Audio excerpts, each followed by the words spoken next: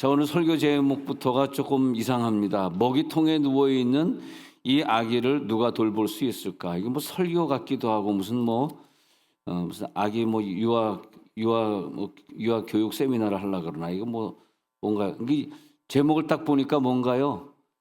잠이 확 사라지면서 오늘 뭔가 이상한 걸 듣겠다 이런 기대가 됩니다. 예. 나 혼자 됩니다. 예. 자, 그러면 이제 이 구원이라고 하는 그런 문제인데요. 예수님이 이 땅에 태어나셨다. 거기서 구유통에 누웠다. 강보로 쌓였다. 그런 얘기를 성경에 적고 있는데요. 그런데 오늘 성경에 보면은 다 호적하러 고향에 돌아갔는데 4절에 보니까 요셉도 다윗의 집 족속으로 베들레헴이라는 다윗의 동네로 호적하러 갔더라 이것입니다. 그 마리아가 근데 잉태되었다. 마리아가 잉태되었다. 근데 거기 있는데 해산할 날이 차서 7절에 처자들을 낳아 강보로 싸서 구유에 뉘었다. 이는 여관조차도 있을 곳이 없었기 때문이다. 이런 얘기를 하는데 이런 얘기가 우리가 생각해 봐야 될 굉장히 중요한 얘기가 무엇일까? 먼저는요, 우리를 구원하러 오는 어떤 왕이나 어떤 신이 있다면 그 그리스 로마 신화에도 그렇지만은 그 갓난아기로 태어나 가지고 나를 구원한다. 이런 신화는 좀 쉽지 않습니다. 실제적으로 누가 우리를 구원한다 그럴 때 그가 무슨 총칼을 들고 그가 무슨 백마를 타고 갑옷을 입고 수많은 군사를 거느리고 우리 나라에 들어와서 우리 마을에 들어와서 우리를 구원해 줘야지. 우리를 구원하러 인천에 메가더 장군이 상륙을 했는데 메가더 장군이 무슨 갓난아기로 와가지고 강보에 쌓여가지고 먹이통에 누워있는 메가더 장군이 우리를 어떻게 구원합니까? 우리를 구원한다라고 하는 것은 그만큼 그 사람이 어떤 부하를 거느리고 있고 무슨 무기를 가지고 있고 이런 게 우리를 구원하는 거죠. 근데 왜 예수님은 이렇게 갓난아기로 와서 우리를 구원해야 되는가? 그런데 이 구원이라고 하는 것은 뱃속에서 시작해서 갓난아기로 태어나는 그런 사건이라는 걸 우리들에게 보여주고 있는 거죠. 문제는 뭐냐면 아기로 왔기 때문에 여기서 끝나면 안 되고 우리를 구원하려면 아기로 온 게 구원이 절대 아니고 아기로 와서 우리를 구원할 수 없습니다. 어떻게 해야 우리를 구원할 수 있냐면 구약에 예언된 대로 하나님의 계획대로 십자가에 잘 못 박혀 죽어야 돼요. 십자가 못 박혀 죽어야 나를 구원하는 것이지 아기로 와서 강보에 쌓였다. 그것은 나를 구원할 수 없습니다. 그래서 예수님이 이 땅에 태어나서 이 아이가 그 추운 겨울에 춥지 않도록 아이를 덮어줘야 되고 아이를 젖을 잘 먹여가지고 얘를 키워야 돼가지고 그래가지고 마지막에 그 십자가에까지 올려놓는 그런 일에 동원되는 수많은 사람들, 그 사람들이 눈물나게 감사하더라고요. 그분들이 없었으면 내가 구원을 못 받았거든. 근데 그런 분들이 있어졌다는 거죠. 그래서 예수님이 태어났는데 보니까 예수님 태어난 것 때문에 2살 미만의 아이들이 많이 죽어야 했습니다. 예수님만 안 죽어야 했고 딴 사람은 다 죽어야 했어요. 그러니까 여기서 강보로 싸서 구유에 뉘었으니라고 말하는 이 7절은 굉장한 의미가 있어요. 강보로 서서 이 구유에 누웠는데 이 가냘픈 어린아이가 지금 막 울고 있을 거 아니에요.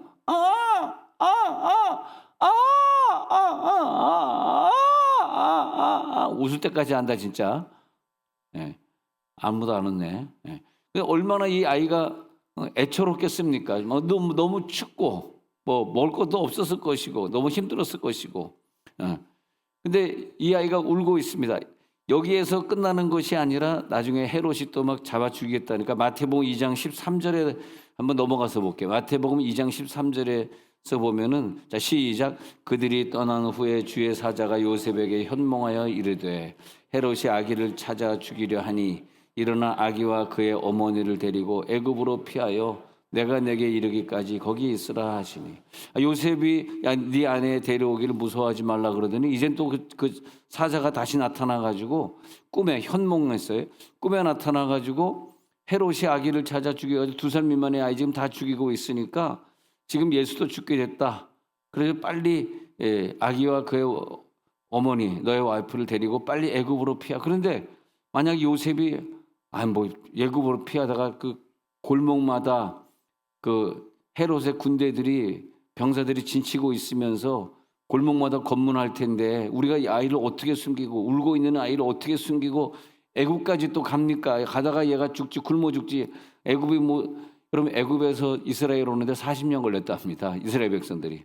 근데 애를 데리고 아무리 부지런히 가도 2주간 이상이 걸리는데 뭘 먹으면서 어떻게 죄송합니다. 애굽. 그래서 애굽까지 어떻게 가겠어요? 미안해. 나 안 갈래요. 나 여기서 죽나 가다 죽나 마찬가지네. 나 같으면 안 갔을 수도 있을 것 같아요. 아무리 천사가 말을 해도 그렇지 이건 하나님이 정말 이 아이를 메시아로 줬다면 하나님 보호해 주셔야지 뭘 하나님 보호해 줄 이 아이를 내가 뭘 데리고 애굽에 가가지고 살겠어. 이것도 좀 심각하게 생각해 볼 문제인 것 같아요. 네.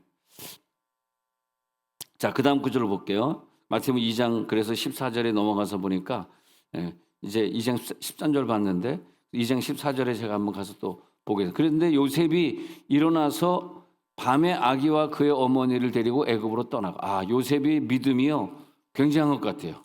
밤에 아기를 데리고 또 떠나가는 믿음. 요셉의 믿음. 제가 그 다음 구절 또 읽어볼게요. 헤롯이 죽기까지 애굽에 살았대요. 이집트에 살았대. 거기 있었으니 이는 주께서 선지자를 통하여 말씀하신 바 애굽으로부터 내 아들을 불렀다 함을 이루려 하심이라. 그렇게 말하고 있습니다. 근데요 여기 애들 죽는 장면을 보면은 헤롯이 박사들에게 속은 줄 알고 심히 노하여 사람을 보내어 박사들에게 자세히 알아본 그때를 기준에 2살부터 그 아이를 다 죽이니. 그래서 이 역사를 찾아보니까 대체 예수를 살리기 위해서 순교한 이 2살 미만의 아이들이 몇 명이 죽었나 제가 역사를 찾아보니까 모르겠더라고요. 또 여러분 알면 뭐 하겠어요? 몇 명 죽었나. 알아서 뭐 하려고. 그냥 죽었겠구나 이렇게 알면 되는 거지. 몰라요. 또 오늘 3부 예배 때 말해줄지도 몰라요. 그건 모르겠습니다. 그런데 자, 이 아이를 안고 피신하는 이 부모의 모습. 누가복음 2장 22절에 가서 보니까요. 2장이 그다음에 정결의 날이 차가지고 아기를 데리고 예루살렘에 올라가 가지고 그래서 정결 예식을 드리는 장면. 정결 예식을 드리는데 번제로 24절에 산비둘기 한 쌍 혹은 어린지 비둘기로 제사하려 함이더라. 자, 번제를 드리고 속죄하고 자, 그런 장면을 볼 수 있고요. 이 아기가 죽으면 안 돼. 하여튼 33살에 십자가에 못 박혀 죽을 때까지 누군가 요셉의 마리아를 비롯해가지고 누군가 이 아이를 보호해주고 데리고 있어야 돼. 중간에 죽으면 우리는 다 지옥 가는 거야. 얼마나 심각한 얘기입니까? 그냥 강보로 싸서 구유에 누웠다 그 장면으로 끝나면 안 된다니까. 그 다음이 중요해요. 태어나긴 태어났는데 이 아이를 어떻게 누가 보호해 줄 것이냐. 여러분 코비드 19이라고 말하는 팬데믹 때 수많은 사람이 3년 동안 죽어나갔고 아이들도 많이 죽었습니다. 지금 소문인지 진짜인지 모르지만 백신 맞고 죽은 사람이 더 많다. 그런 소문까지 괴소문까지 돌면서 굉장히 무섭습니다, 사실. 그런데 그럴 때도 그렇게 많이 죽었는데 이때는 더 무서운 게 헤롯이 죽이려고 하는 것은요. 하여튼 닥치는 대로 아들을 죽였으니. 그래서 라마에서 슬퍼하는 어머니의 소리가 있는데 하나님이 이 땅을 구원하는 건 구원하는 건데 왜 내 아들이 2살 미만이라고 지금 죽어야 됩니까? 하고 통곡하는 어머니의 소리가 라마에서 들렸다고 성경은 기록하고 있지 않습니까? 그래도 하나님은 이 아기를 살려야 되겠기에 유년기를 잘 보내야 되겠고, 그런 다음에 누가복음 또 2장 40절에 한번 가서 보니까요. 또 2장 40절에 가서 보니까 아기가 또 그 어른들의 보호하심 때문에, 다 같이 읽어볼까요? 시작. 아기가 자라며 강하여지고 지혜가 충만하며 하나님의 은혜가 그의 위에 있더라. 어른들이 잘 돌보줘가지고 그랬는지 아이가 잘 자라면서 강하여지고 지혜가 충만. 또 41절에 볼까요? 41절부터 그 다음 구절 한번 볼게요. 2장 41절 시작. 그의 부모가 해마다 6월절이 되면 예루살렘으로 가더니. 42절 예수께서 12살 되실 때 그들이 그 절기의 관례를 따라 올라갔다가. 43절 그 날들을 마치고 돌아갈 때에 아이 예수는 예루살렘에 머무셨더라. 그 부모는 이를 알지 못하고. 44절 동행 중에 있는 줄로 생각하고 한석길을 간 후 친족과 아는 자 중에서 찾되 만나지 못하며 찾으면서 예루살렘에 돌아갔더니. 46절 사흘 후에 성전에서 만난즉 그가 선생들 중에 앉으사 그들에게 듣기도 하시며 묻기도 하시. 47절 듣는 자가 다 그 지혜와 대답을 놀랍게 여기더라. 48절 그의 부모가 보고 놀라며 그의 어머니는 이르되 아이야 어찌하여 우리에게 이렇게 하였느냐. 보라 내 아버지와 내가 근심하여 너를 찾느라. 49절 예수께서 이르시되 어찌하여 나를 찾으셨나이까.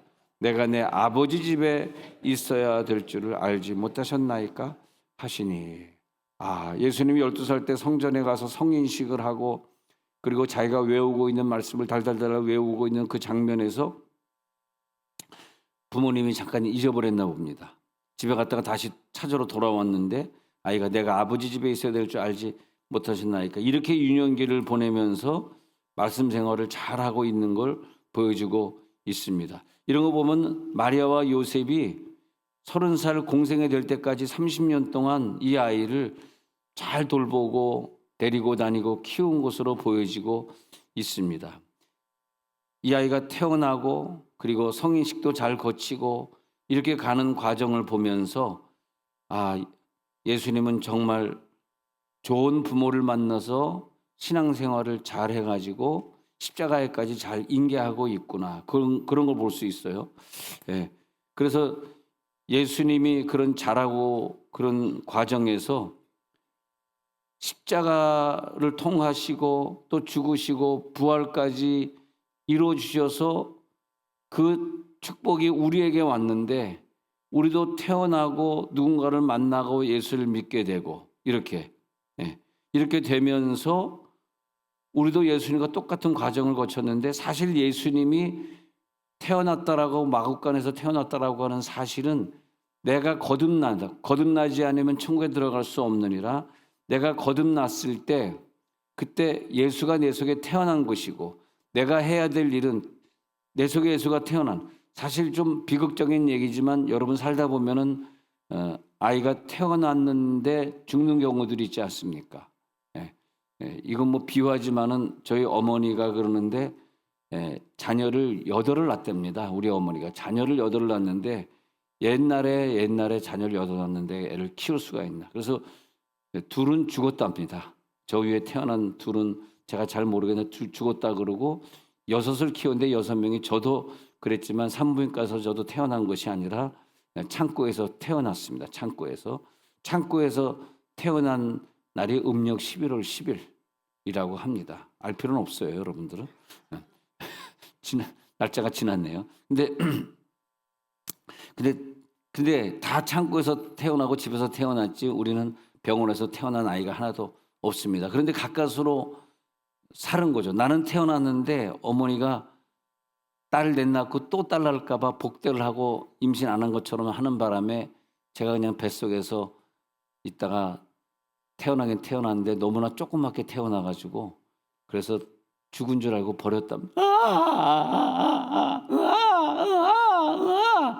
죽은 줄 알고 버렸답니다. 죽은 줄 알고 버렸는데 어떻게 또 살아나게 명도 길기도 길다. 어떻게 죽지 않고 살아났네. 여러분 과거에 자녀 이렇게 태어나가지고 죽은 케이스가 있을 거예요. 그런데 자녀 태어나가지고 유아 세례도 안 받고 죽었는데 어떻게 됐겠어요? 이런 말 해서 죄송하지만 천국에 못 갔습니다. 천국에 간다는 게 성경에 예수를 나의 구주로 고백해서 가든지 아니면 뭐 침례거나 다른 교파는 그렇게 하지 않는데 장로교는 어떻게 하냐면 뭐 태어나서 몇 개월 되더라도 부모의 신앙으로 유아 세례 받으면 구원받는다. 이렇기 때문에 우리는 유아 세례를 하잖아요.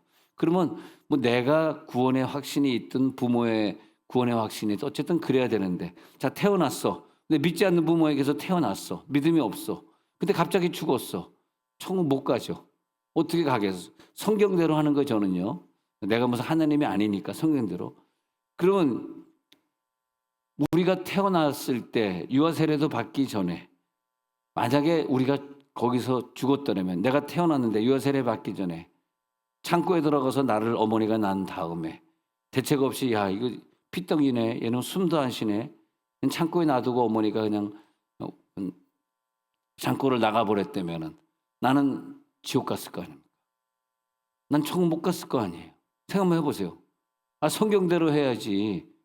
근데 누군가 나를 갖다가 그래도 야 그래도 시체지만 한번 키워보자. 이 죽어 있는 아이를 누군가 어머니가 이제 그 대신에 이제 그날이 할머니 생일이었는데 친할머니 생일이었는데 어머니 기카니 기노카 가시오 아들이야요 해가지고 나를 살렸습니다. 내가 막 딸로 태어났으면 그날 죽었을지도 몰라.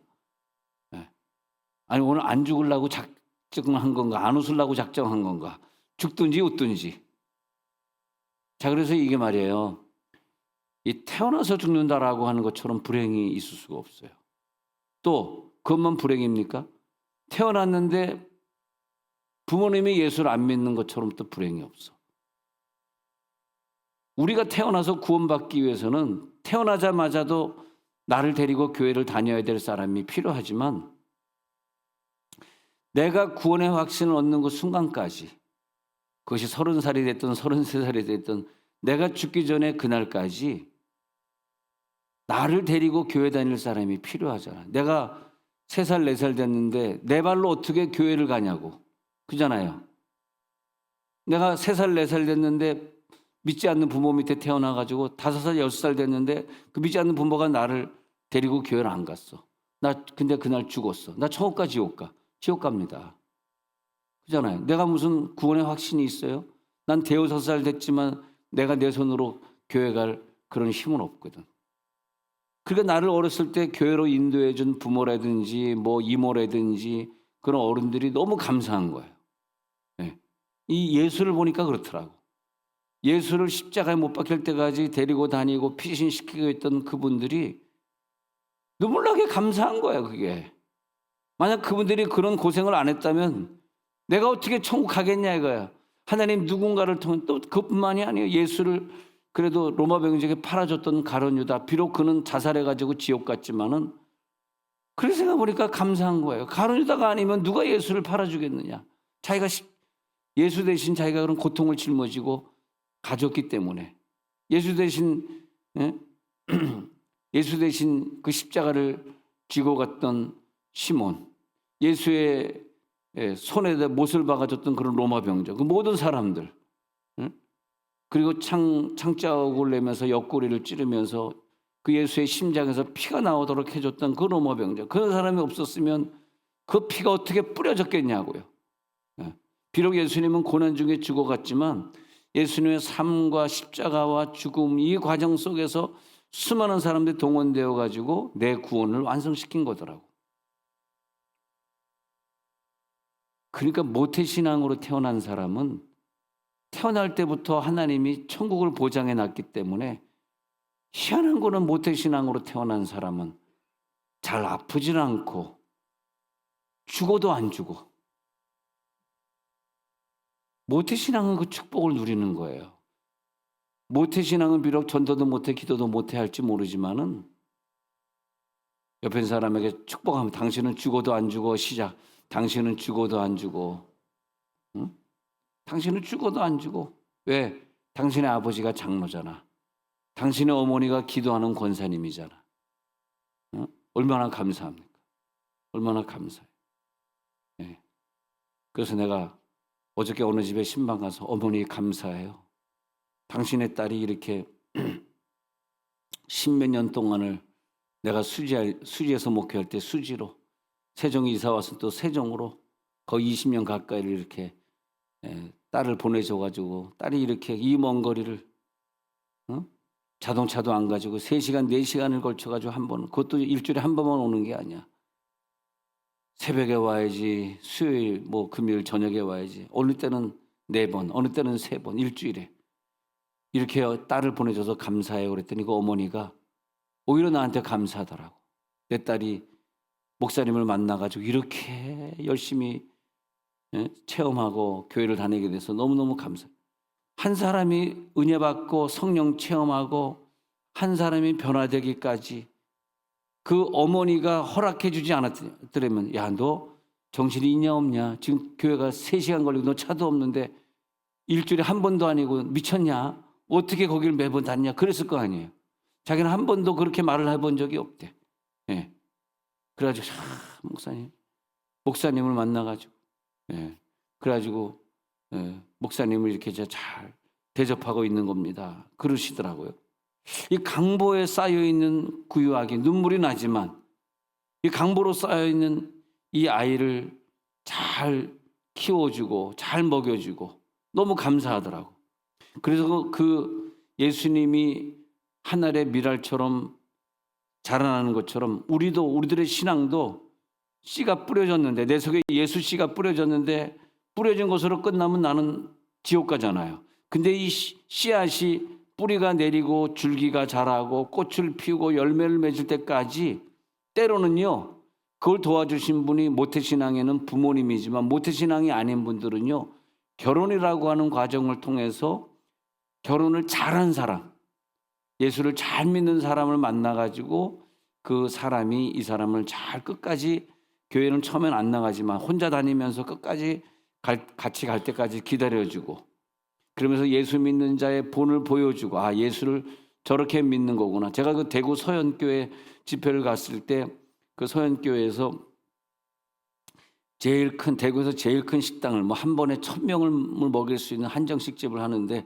그 권사님이 자기가 이렇게 대접하겠다 그래서 한번 갔는데 막 5만 원짜리 한정식 이렇게 먹는데 뭐 갈비찜도 나오고 뭐 전복도 나오고 뭐 어마어마하게 잘 나오더라고.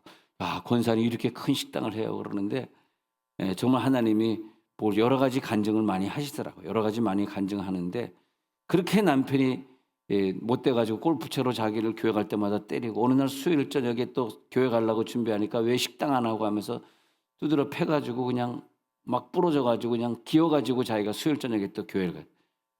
그리고 자기가 힘들지만 새벽 예배, 수요, 금요 예배 이런 건 이제 다 했대.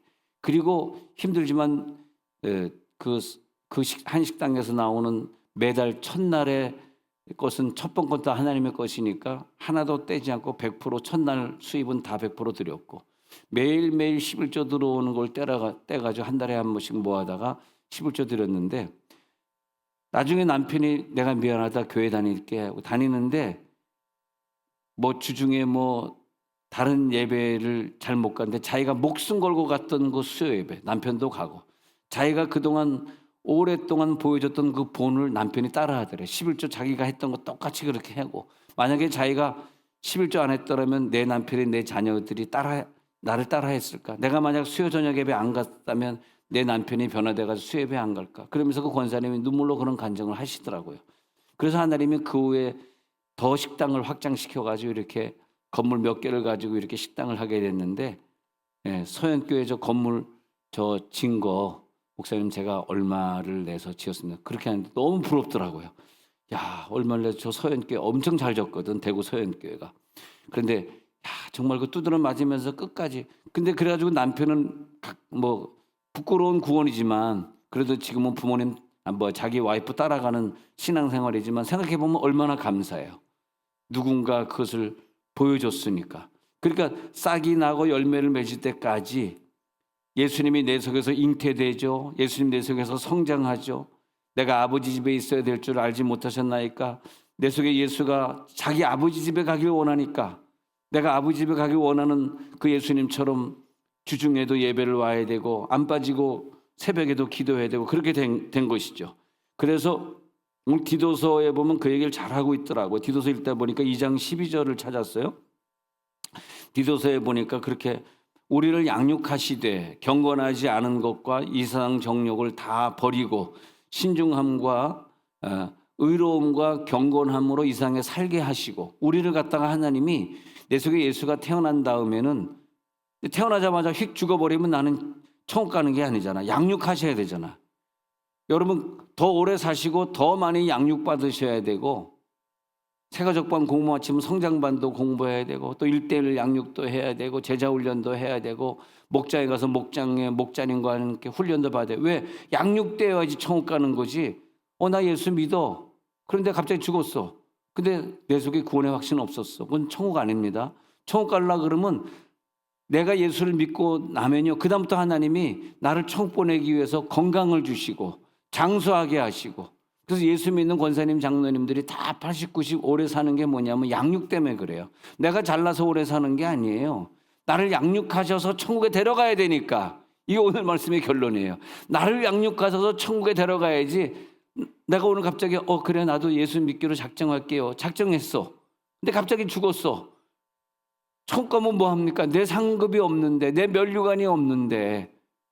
천국 가도 지옥 간 거나 마찬가지예요. 부끄러운 구원인데, 딴 사람은 맨션을 받았고 살집을 받았고 주님이 처소를 예배하러 갔다는 게 처소가 예비되어 있고 면류관 상급이 있는데, 나는 꽝이야. 얼마나 천국 가가지고 지옥처럼 괴롭겠어요. 그러니까 내가 예수를 믿게 된 다음부터 갑자기 예수만 믿으면 내 질병이 다 떠나가게 하시고, 암덩어리도 다 뿌리가 뽑혀지게 하시고, 그 다음부터 카운트하면서 양육하는 과정을 주셔. 내가 40살에 예수 믿었다. 근데 내가 병이 있었다. 그 다음부터 병이 없어지는 거예요. 희한하죠. 네. 그래가지고 80, 90까지 살면서 나를 양육시키는 거죠. 내 속에 예수가 양육된다, 이렇게 봐야 돼. 내 속에 예수가 십자가에 못 박히고 부활해야 되거든. 그러니까 내가 마지막에 순교할 최고의 축복은 순교거든. 순교할 때까지 하나님이 나를 키워주시는 거죠. 하나님의 목표는 내 속에 예수가 부활까지, 그리고 완전 승천, 그리고 저 천국의 영원한 삶을 살 때까지. 우리들의 구원 사역은 오늘로 끝나는 것이 아니라, 하나님 또 4월 첫 주 되면 우리가 부활절을 만나는데, 하나님 그 부활절까지 내가 또 달려가게 하옵소서. 지금은 대림절 기간 끝나면 또 3월 달에 사순절 기간이 시작돼요. 사순절 기간 예수의 고난을 내가 동참하게 하옵소서. 예배에 빠져 있는 자가 아니라 예배에 동참해 있는 자가 되게 하옵소서. 예수님의 탄생을 기뻐하는 자들,